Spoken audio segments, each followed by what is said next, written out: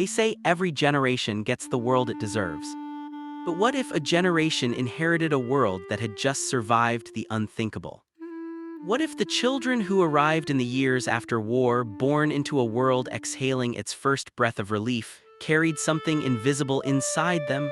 Not trauma exactly, not joy exactly, something quieter, something in between. The baby boomers, born between 1946 and 1964, the most studied, most debated, most misunderstood generation in modern history. We call them resilient, we call them stubborn, we call them lucky. But have we ever stopped to ask, what did it feel like to grow up in the shadow of survival, to be raised by parents who never spoke of their pain, to build an entire identity around strength because softness was never modeled for you? This is not a generational critique, this is a psychological portrait of a generation that learned to carry everything and ask for nothing. Let's begin.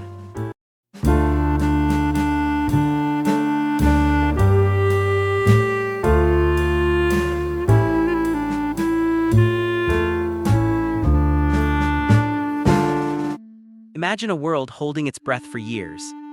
Not metaphorically, literally. A world where entire cities rationed bread, where fathers disappeared into uniforms and mothers learned to sleep lightly, where children grew up understanding without being told that the adults around them were carrying something enormous, something with no name, no end date, and no guarantee of survival.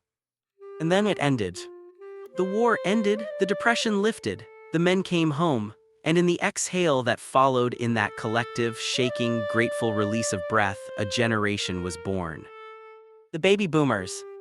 They arrived into a world that desperately wanted to believe the worst was over. And so the world did what traumatized things often do: it moved forward without looking back. It built houses, it bought cars, it smiled in photographs. It told itself that progress was healing, that prosperity was peace. But there is something psychology has long understood that culture has always been slow to accept. Survival and healing are not the same thing. The parents who brought boomers into the world had survived. Many of them had survived things they could not speak aloud, not because the words didn't exist, but because speaking them made it real again. And so they went quiet in the places that mattered most, not out of coldness, not out of failure, but out of a deeply human instinct to protect themselves, their children, the fragile new normal they were trying so desperately to hold together. And the children felt it. They always do.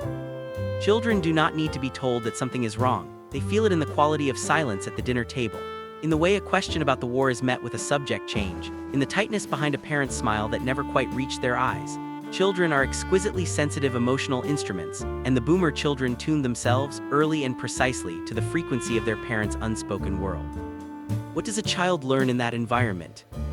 They learn that the past is not for discussing, that strong people keep moving, that gratitude, not grief, is the appropriate response to survival, that the correct thing to do with pain is to build something on top of it. And so they did. They built careers, they built families, they built an entire cultural identity around forward momentum, self-reliance, and the quiet suppression of anything that threatened to slow them down. They became, in many ways, exactly what their world needed them to be.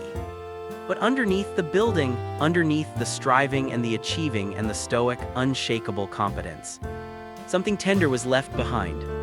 Something that had never been taught how to speak. There is a kind of silence that is not empty. It is full, dense, layered with everything that was never said, never named, never allowed to take up space in the room. It sits at kitchen tables. It lives in the pauses between sentences. It passes quietly and invisibly from one generation to the next, not through words, but through the very absence of them. This was the silence that raised the baby boomers. And it is important before anything else to understand where that silence came from, because it did not begin with cruelty. It did not begin with indifference. It began with survival. The parents of the boomer generation, those who had lived through the Great Depression, through 2 world wars, through collective grief on a scale that modern language still struggles to contain, had learned something essential about emotion. They had learned that feeling too much was a luxury they could not afford, that grief, if fully entered, might swallow you whole, that fear, if spoken aloud, might become real. And so they developed what psychologists now recognize as a sophisticated, culturally reinforced system of emotional suppression. Not repression in the clinical sense, not the unconscious burying of feeling, but a conscious, deliberate, socially sanctioned decision to keep moving, to not dwell, to fold the pain neatly, place it somewhere internal, and get on with the work of living. It was, in its own way, an act of extraordinary strength. But strength, when it becomes the only language spoken in a household, teaches children something unintended. It teaches them that emotions are obstacles, that vulnerability is weakness, that the appropriate response to inner pain is outer productivity, that love is demonstrated through action, through providing, through protecting, through showing up, not through words, not through presence, not through the slow, uncomfortable act of being emotionally known. Think about what that does to a child. Not the dramatic, visible harm of neglect or abuse, but the quieter, more pervasive harm of emotional invisibility. Of growing up in a home where you were fed, clothed, sheltered, and cared for in every measurable way, and yet somehow in the places that mattered most, profoundly unseen. Psychologists call this emotional neglect, and they are careful to distinguish it from intentional harm, because the parents were not absent, they were present, physically, materially, practically present. What was absent was the emotional vocabulary, the modeling of how to sit with a feeling, the experience of being asked, genuinely, openly asked, "How are you really?" And so the boomer children grew up emotionally fluent in doing, and emotionally illiterate in feeling. They learned to read a room for danger, not for depth. They learned to manage their emotions privately, efficiently, without burdening others. They learned that the highest form of love was endurance, staying, providing, never complaining, never crumbling. These were not failures of character, they were adaptations. Intelligent, functional, entirely understandable adaptations to an emotional environment that offered them no other map. But here is what adaptations, over time, have a way of doing. They calcify. What begins as a response to circumstance gradually becomes a way of being. The child who learned not to cry because crying made the adults uncomfortable grows into the adult who genuinely does not know what to do with their own tears. The child who learned that asking for help was weakness grows into the person who would rather suffer in silence than reach toward another human being. The language of silence, once learned, becomes the only language you know. And the tragedy is not that they spoke it. The tragedy is that for so long, no one told them there were other words. There is a particular kind of person who will reorganize their entire inner world to avoid asking for help. They will stay up 3 hours later than they should. They will carry twice the weight they were built for. They will find 12 alternative solutions to a problem before allowing themselves to consider the 13th, which would require them to turn to someone else and say, simply, quietly, "I need you." You have probably met this person. You may have been raised by this person. You may, in ways you are still discovering, be this person. And if you look closely, if you trace the architecture of that self-sufficiency back to its foundation, you will almost always find the same thing. Not stubbornness, not pride exactly, something older than pride, something that was built brick by careful brick in childhood, in a home where strength was the only currency that bought you safety, where need was something to be managed, not expressed, where the highest praise a child could receive was, "You never gave us any trouble." For the baby boomer generation, strength was not simply admired, it was required. It was the organizing principle of an entire cultural moment. The post-war world needed builders. It needed people who could push through, show up, produce, and persist without complaint. And so an entire generation was quietly shaped by family, by school, by church, by culture, into people who understood that their value was directly proportional to their capability. To be capable was to be worthy. To be struggling was to be failing. Psychology has a name for the internal structure this creates. It is called a conditional sense of self-worth, and it is one of the most quietly devastating psychological patterns a human being can carry, because it means that your sense of value is never simply yours. It is always contingent, always being re-earned, always one bad day, one moment of weakness, one visible crack away from collapse. And so the boomer who learned this early, deeply, in the marrow of their becoming, developed an internal architecture built entirely around the appearance and maintenance of strength. Not because they were unfeeling, but because feeling visibly felt catastrophically unsafe. Think about what this costs a person. Think about the energy required day after day, decade after decade, to hold yourself together in all the places you were taught that falling apart was unacceptable. To go to work with grief sitting quietly in your chest. To sit at family dinners while something heavy moves beneath the surface of your smile. To hear the question, "Are you okay?" and answer "Fine" before the truth even has a chance to form a thought. This is not stoicism in the noble philosophical sense. This is armor, functional, well-fitted, exhausting armor. And armor worn long enough begins to feel like skin. The boomer who cannot ask for help is not being difficult. They are being consistent with the deepest story they were ever told about who they are and what they are allowed to need. Asking for help for them is not simply uncomfortable. It carries a psychological weight that most people around them cannot see. It feels like confession, like failure, like the moment the carefully constructed self, the competent, reliable, never-burdened self, is finally, undeniably exposed. It feels, in the most primal emotional sense, like betrayal.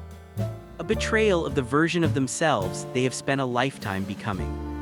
And this is where compassion becomes not just appropriate, but necessary.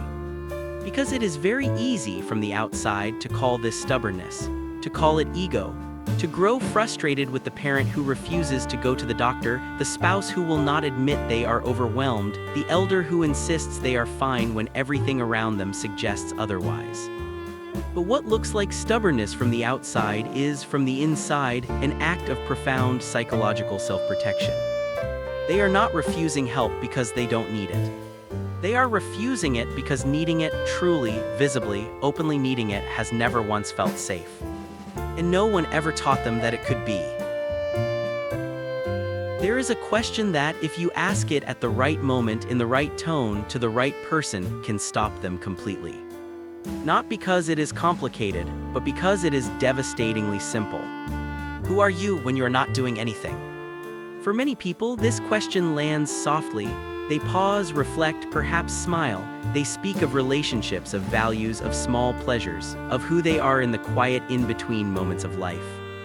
But for a significant portion of the baby boomer generation, this question does not land softly.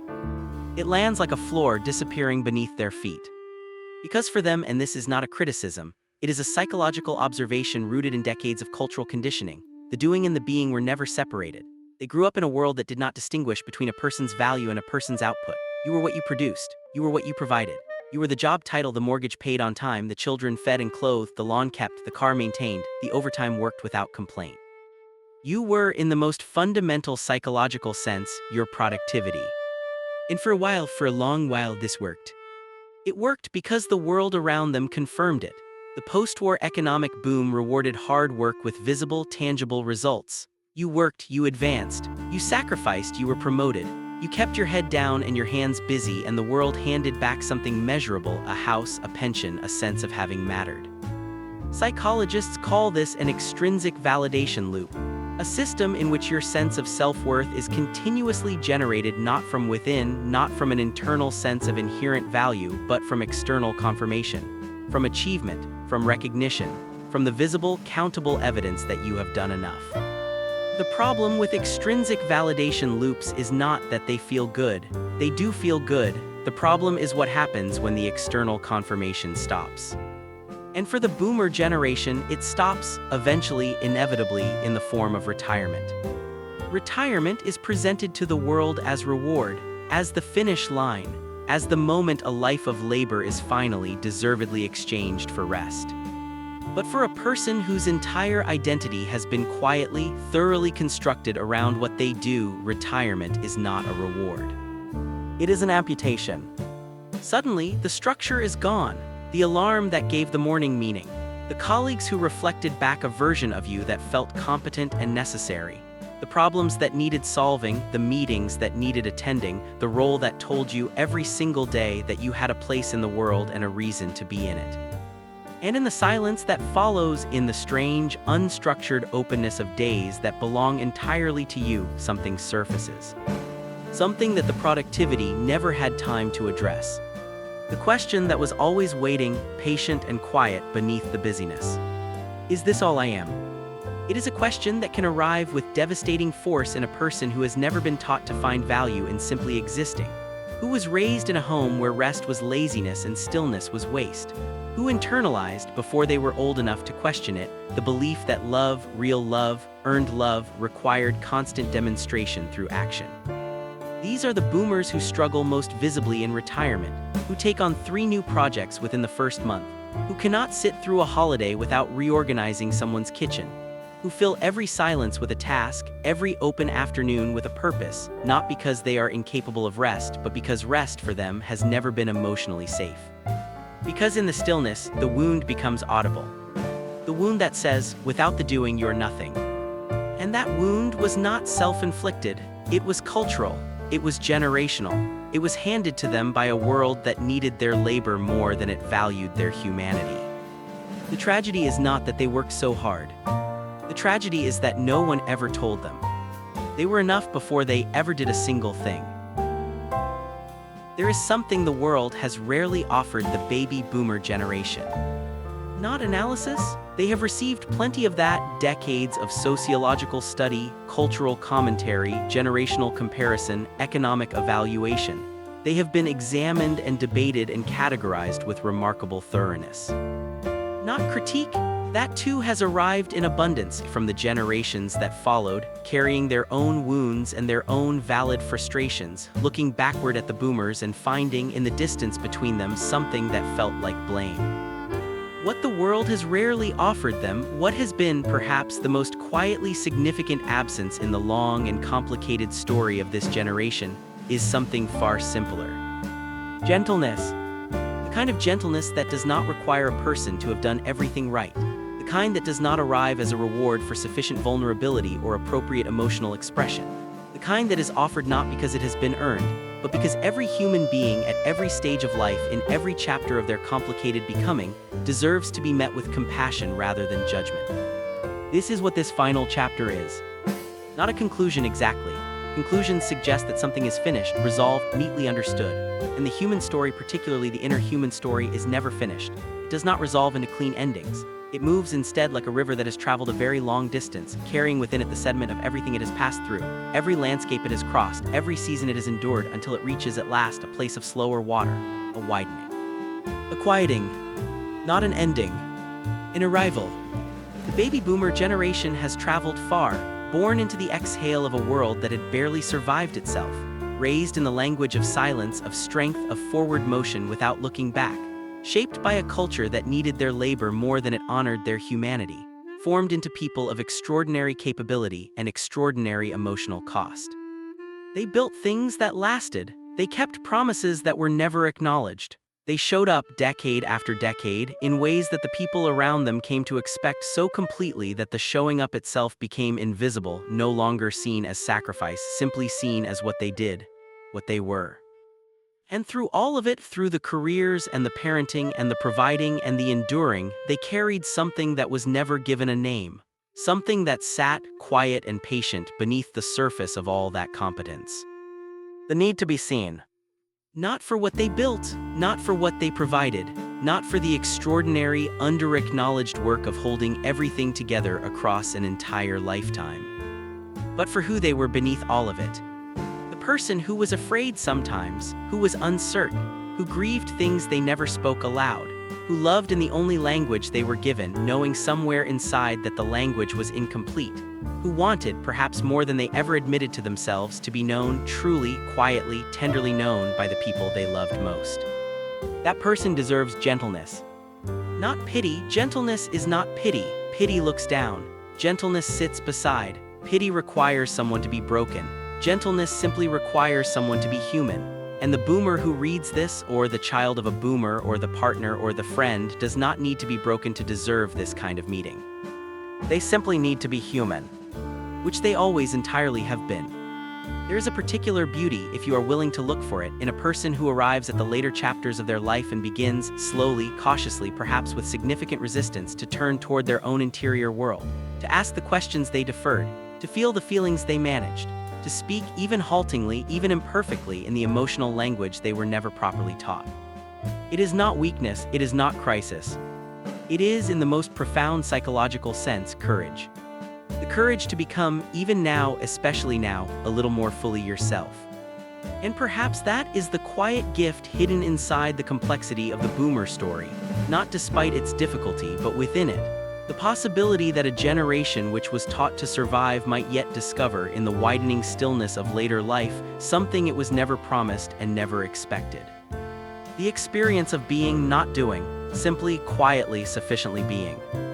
of sitting with the river of their own life and finding it worthy of contemplation, of meeting themselves, perhaps for the first time, without the armor, without the role, without the relentless forward momentum, and discovering that what is there in the undefended interior is not emptiness. It is depth. It is history.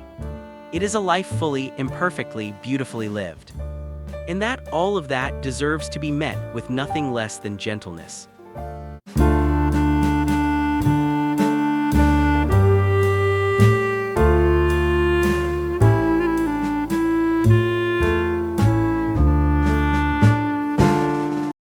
If something in this reflection felt familiar, if you recognized in these words a parent, a grandparent, perhaps a version of yourself that you have never quite had the language to describe, then know this: you are not alone in that recognition. The patterns explored in this documentary are not the failures of individual people. They are the fingerprints of history, of a world that asked an entire generation to be strong before it ever taught them to be whole. And the fact that you are here, watching, listening, willing to sit with these questions, that itself is a form of courage. There is no shame in the story of the baby boomer generation. There is only humanity, complex, layered, imperfectly beautiful humanity, the kind that deserves to be explored with patience and received with compassion. If you found yourself thinking of someone you love while watching this, perhaps consider, gently and without pressure, that they too may be carrying something that has never been given a name. That the distance you sometimes feel between you may not be indifference. It may be the only language they were ever taught.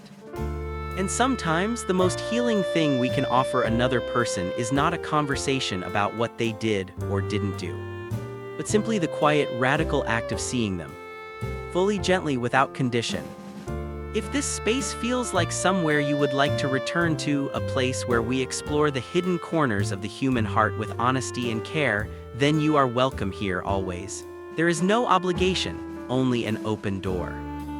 If you feel moved to share something in the comments, a memory, a recognition, a thought that surfaced while you were watching, please know that your words are welcome. Sharing is never required. But if something you write helps even one other person feel less alone in their experience, then something quietly important will have passed between strangers. And that in its own small way is healing. You have carried much. You have endured quietly. You have loved in the only language you were given. And you, all of you, in every generation, in every chapter of your becoming, deserve gentleness. Take care of yourself.